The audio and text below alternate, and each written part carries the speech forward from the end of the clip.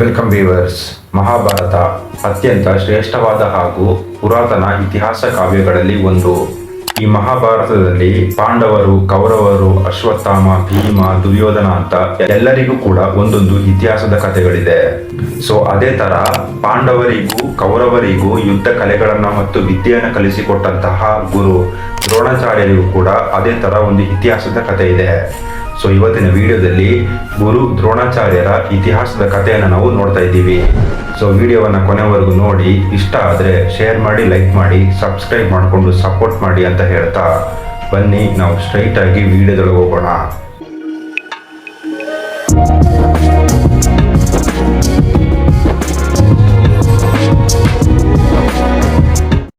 ಮೊದಲನೇದಾಗಿ ಗುರು ದ್ರೋಣಾಚಾರ್ಯರವರ ಜನ್ಮ ರಹಸ್ಯವನ್ನು ನೋಡೋಣ. ಸಪ್ತ ಋಷಿಗಳಾದ ಭರದ್ವಾಜ ಋಷಿಗಳು ಒಂದು ದಿನ ಸ್ನಾನ ಮಾಡೋದಕ್ಕೆ ಗಂಗಾ ನದಿ ತೀರದಲ್ಲಿ ಹೋಗ್ತಾರೆ. ಅಲ್ಲಿ ಕೃತಾಚಿ ಎಂಬ ಸುಂದರವಾದ ಅಪ್ಸರೆ ಸ್ನಾನ ಮಾಡಿ ಬರ್ತಾ ಇರೋದನ್ನ ಈ ಭರದ್ವಾಜ ಮುನಿಗಳು ನೋಡ್ತಾರೆ.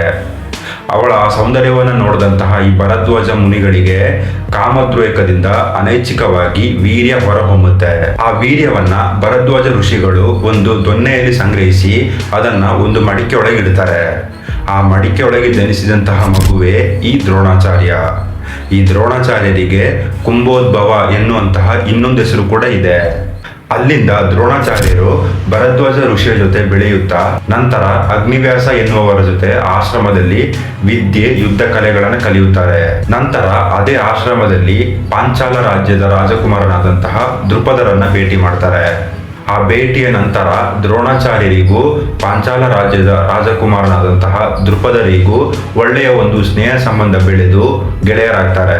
ಹೀಗೆ ದಿನಗಳು ಹೋಗ್ತಾ ಹೋಗ್ತಾ ಪಾಂಚಾಲ ರಾಜ್ಯದ ರಾಜಕುಮಾರನಾದಂತಹ ದೃಪದ ದ್ರೋಣಾಚಾರ್ಯರ ಹತ್ರ ಹೀಗೆ ಹೇಳ್ತಾರೆ, ನೋಡು ಗೆಳೆಯ, ನಾನು ಪಾಂಚಾಲ ರಾಜ್ಯದ ರಾಜನಾದ್ಮೇಲೆ ಅರ್ಧ ರಾಜ್ಯವನ್ನ ನಾನು ನಿನಗೆ ಕೊಡ್ತೀನಿ, ನೀನು ಆಳ್ವಿಕೆ ಮಾಡು, ಇನ್ನರ್ಧ ರಾಜ್ಯವನ್ನ ನಾನು ಆಳ್ವಿಕೆ ಮಾಡ್ತೀನಿ ಅಂತ ಮಾತು ಕೊಡ್ತಾರೆ. ಹೀಗೆ ನಾವಿಬ್ಬರು ಒಳ್ಳೆಯ ಅರಸರಾಗಿ ಅದೇ ಸಮಯಕ್ಕೆ ಒಳ್ಳೆಯ ಗೆಳೆಯರಾಗಿ ಕೊನೆಯವರೆಗೂ ಇರೋಣ ಅಂತ ದ್ರೋಣಾಚಾರ್ಯರಿಗೆ ಮಾತನ್ನ ಕೊಡ್ತಾರೆ. ಈ ಮಾತನ್ನ ಕೇಳಿದಂತಹ ದ್ರೋಣಾಚಾರ್ಯರಿಗೆ ತುಂಬಾನೇ ಖುಷಿ ಆಗುತ್ತೆ. ಹೀಗೆ ಹಲವು ವರ್ಷಗಳು ಹೋಗುತ್ತೆ. ಯುದ್ಧ ಕಲೆಗಳಲ್ಲಿ ಅತ್ಯಂತ ಆಸಕ್ತಿ ಇದ್ದಂತಹ ದ್ರೋಣಾಚಾರ್ಯರು ಇನ್ನು ಹಲವು ರೀತಿಯ ಯುದ್ಧ ಕಲೆಗಳನ್ನು ಕಲಿಯಬೇಕು ಎಂದು ಪರಶುರಾಮರ ಹತ್ರ ಶಿಷ್ಯನಾಗಿ ಹೋಗ್ತಾರೆ. ದ್ರೋಣಾಚಾರ್ಯರು ಪರಶುರಾಮರ ಹತ್ರ ಎಲ್ಲ ರೀತಿಯಾದಂತಹ ವಿದ್ಯೆ ಕಲೆಗಳನ್ನ ತುಂಬಾ ಆಸಕ್ತಿಯಿಂದ ಕಲಿತಾರೆ. ದ್ರೋಣಾಚಾರ್ಯರ ಈ ಆಸಕ್ತಿಯನ್ನು ಕಂಡಂತಹ ಪರಶುರಾಮರು ಯಾರಿಗೂ ಕೂಡ ಹೇಳಿಕೊಡದೇ ಇರುವಂತಹ ವಿದ್ಯೆ ತಂತ್ರಗಳನ್ನ ದ್ರೋಣಾಚಾರ್ಯರಿಗೆ ಹೇಳಿಕೊಟ್ಟು ಅಪ್ರತಿಮ ವೀರನನ್ನಾಗಿ ಬದಲಾಯಿಸ್ತಾರೆ. ಆದ್ರೆ ಇಷ್ಟೆಲ್ಲ ವಿದ್ಯೆ ತಂತ್ರಗಳನ್ನ ಹೇಳಿಕೊಟ್ಟಂತಹ ಪರಶುರಾಮರು ದ್ರೋಣಾಚಾರ್ಯರ ಬಳಿ ಕೊನೆಯದಾಗಿ ಒಂದು ಪ್ರಮಾಣವನ್ನ ಕೂಡ ಇಸ್ಕೊಳ್ತಾರೆ. ಆ ಪ್ರಮಾಣ ಏನಂದ್ರೆ, ದ್ರೋಣಾಚಾರ್ಯರು ಈ ವಿದ್ಯೆ ಕಲೆಗಳನ್ನ ಯಾರಿಗೆ ಬೇಕಾದ್ರೂ ಹೇಳಿಕೊಡ್ಬಹುದು, ಆದ್ರೆ ಕ್ಷತ್ರಿಯರಿಗೆ ಮಾತ್ರ ಈ ವಿದ್ಯೆ ತಂತ್ರಗಳಲ್ಲಿ ಒಂದನ್ನು ಕೂಡ ಹೇಳ್ಕೊಡ್ಬಾರ್ದು ಅಂತ ಪರಶುರಾಮರ ಬಳಿ ದ್ರೋಣಾಚಾರ್ಯರು ಪ್ರಮಾಣವನ್ನ ಮಾಡ್ತಾರೆ. ನಂತರ ಹಲವು ವರ್ಷಗಳಾದ್ಮೇಲೆ ದ್ರೋಣಾಚಾರ್ಯರು ಕೃಪಾಚಾರ್ಯರ ತಂಗಿಯಾದಂತಹ ಕೃಪಿಯನ್ನ ಮದುವೆ ಮಾಡ್ತಾರೆ. ಅವರಿಬ್ಬರಿಗೆ ಅಶ್ವತ್ಥಾಮ ಎನ್ನುವಂತಹ ಒಬ್ಬ ಮಗನು ಜನಿಸ್ತಾನೆ. ಅತ್ಯಂತ ಕಡು ಬಡತನದಲ್ಲಿದ್ದಂತಹ ದ್ರೋಣಾಚಾರ್ಯರಿಗೆ ತನ್ನ ಮಗನಾದ ಅಶ್ವತ್ಥಾಮನಿಗೆ ಒಂದು ಹಸುವಿನ ಹಾಲನ್ನು ಕೂಡ ಕೊಡಲು ಸಾಧ್ಯವಾಗುವುದಿಲ್ಲ. ಇದರಿಂದ ಹಾಲಿನ ಬದಲು ಅಕ್ಕಿಯ ಹಿಟ್ಟನ್ನ ನೀರಿನಲ್ಲಿ ಕದಡಿ ಅದನ್ನೇ ಹಾಲೆಂದು ಅಶ್ವತ್ಥಾಮನಿಗೆ ಕೊಡ್ತಾ ಇರ್ತಾರೆ. ಇದನ್ನೆಲ್ಲ ನೋಡಿದಂತಹ ಹೆಂಡತಿ ಕೃಪಿ ದ್ರೋಣಾಚಾರ್ಯರ ಹತ್ರ ನಿಮ್ಮ ಬಾಲ್ಯದ ಗೆಳೆಯ ಪಾಂಚಾಲ ರಾಜ್ಯದ ಅರಸನಾದಂತಹ ದೃಪದನ ಬಳಿ ಸಹಾಯವನ್ನ ಕೇಳಬಹುದೇ ಎಂದು ಹೇಳ್ತಾರೆ. ಅದಕ್ಕೆ ದ್ರೋಣಾಚಾರ್ಯರು ದೃಪದ ನನಗೆ ಸಹಾಯ ಮಾಡ್ತಾನೆ ಅಂತ ಹೇಳಿ ಪಾಂಚಾಲ ರಾಜ್ಯಕ್ಕೆ ಹೋಗ್ತಾರೆ. ಈಗ ಪಾಂಚಾಲ ರಾಜ್ಯಕ್ಕೆ ಹೋದಂತಹ ದ್ರೋಣಾಚಾರ್ಯರು ಅಲ್ಲಿನ ಅರಸನಾದಂತಹ ದೃಪದರನ್ನ ಭೇಟಿ ಮಾಡಿ, ನಾನು ನಿಮ್ಮ ಬಾಲ್ಯದ ಗೆಳೆಯ, ನಾವಿಬ್ಬರೂ ಕೂಡ ಸಣ್ಣ ವಯಸ್ಸಿನಲ್ಲಿ ಅತ್ಯುತ್ತಮ ಗೆಳೆಯರಾಗಿದ್ದೆವು. ಆಗ ನೀವು ನಾನು ರಾಜನಾದರೆ ಅರ್ಧ ರಾಜ್ಯವನ್ನೇ ನಿಮಗೆ ಕೊಡ್ತೀನಿ ಅಂತ ಮಾತು ಕೊಟ್ಟಿದ್ದಂತಹ ಆ ಪ್ರಮಾಣವನ್ನ ದ್ರೋಣಾಚಾರ್ಯರು ರಾಜಸಭೆಯಲ್ಲಿ ಎಲ್ಲರ ಮುಂದೆನೂ ಹೇಳ್ತಾರೆ. ಇದರಿಂದ ಕೋಪಗೊಂಡಂತಹ ದೃಪದ ದ್ರೋಣಾಚಾರ್ಯರನ್ನ ಎಲ್ಲರ ಮುಂದೆನೂ ಅವಮಾನ ಮಾಡ್ತಾರೆ. ಆ ಅವಮಾನವನ್ನು ಸಹಿಸಿಕೊಳ್ಳೋಕೆ ಆಗದೇ ಇದ್ದಂತಹ ದ್ರೋಣಾಚಾರ್ಯರು ಕೋಪಗೊಂಡು ಆ ರಾಜಸಭೆಯಿಂದ ಹೊರಗೋಗ್ತಾರೆ. ಹೀಗೆ ದ್ರೋಣಾಚಾರ್ಯರು ಅತ್ಯಂತ ಕೋಪದಲ್ಲಿ ದಾರಿಯಲ್ಲಿ ಹೋಗ್ತಾ ಇರುವಾಗ ಹಸ್ತಿನಾಪುರದ ಯುವರಾಜಕುಮಾರರು ಒಂದು ಚೆಂಡನ್ನು ಹಿಡಿದುಕೊಂಡು ಆಟ ಆಡ್ತಾ ಇರೋದನ್ನ ಗಮನಿಸ್ತಾರೆ. ಆಗ ಆ ಚೆಂಡು ಅಕಸ್ಮಾತ್ ಆಗಿ ಪಕ್ಕದಲ್ಲಿದ್ದಂತಹ ಬಾವಿಯೊಳಗೆ ಬೀಳುತ್ತೆ. ಬಾವಿಯಿಂದ ಆ ಚೆಂಡನ್ನು ತೆಗೆಯೋದಕ್ಕೆ ಯಾರಿಂದಲೂ ಸಾಧ್ಯವಾಗುವುದಿಲ್ಲ. ಆಗ ದ್ರೋಣಾಚಾರ್ಯರು ಒಂದು ವಿದ್ಯೆ ತಂತ್ರವನ್ನು ಉಪಯೋಗಿಸಿ ಬಾವಿಯೊಳಗಿಂದ ಆ ಚೆಂಡನ್ನ ಈಸಿಯಾಗಿ ಹೊರಗೆ ತೆಗಿತಾರೆ. ಇದನ್ನ ನೋಡಿದಂತಹ ಯುವರಾಜಕುಮಾರರು ತುಂಬಾ ಆಶ್ಚರ್ಯದಿಂದ ಈ ವಿಷಯವನ್ನ ಭೀಷ್ಮರಿಗೆ ತಿಳಿಸ್ತಾರೆ. ನಂತರ ಭೀಷ್ಮ ಇಂತಹ ಒಂದು ವಿದ್ಯೆ ತಂತ್ರವನ್ನು ಉಪಯೋಗಿಸಿದಂತಹ ದ್ರೋಣಾಚಾರ್ಯರನ್ನು ಭೇಟಿ ಮಾಡಿ, ನೀವು ಯಾರು, ನೀವು ಎಲ್ಲಿಂದ ಬಂದಿರುವಿರಿ ಎಂದು ಕೇಳ್ತಾರೆ. ಅದಕ್ಕೆ ದ್ರೋಣಾಚಾರ್ಯರು, ನನ್ನ ಹೆಸರು ದ್ರೋಣಾಚಾರ್ಯ, ನಾನು ಯುವರಾಜಕುಮಾರರಿಗೆ ಯುದ್ಧ ಕಲೆಗಳನ್ನ ಹೇಳಿಕೊಡುವಂತಹ ಒಬ್ಬ ಗುರು ಎಂದು ತಮ್ಮನ್ನ ತಾವು ಪರಿಚಯಿಸಿಕೊಳ್ತಾರೆ. ಅಲ್ಲಿಂದ ಭೀಷ್ಮ ಹಸ್ತಿನಾಪುರ ರಾಜ್ಯದ ಗುರುಗಳಾಗಿ ದ್ರೋಣಾಚಾರ್ಯರನ್ನ ನೇಮಕ ಮಾಡ್ತಾರೆ.